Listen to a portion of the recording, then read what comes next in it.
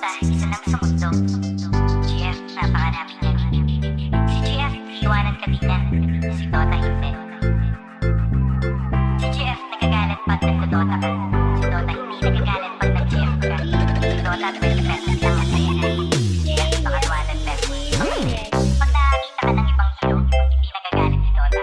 Pero pag nakakita ka ng ibang babae, nagagalit si GF. Si GF, pag iniwan mo mahirap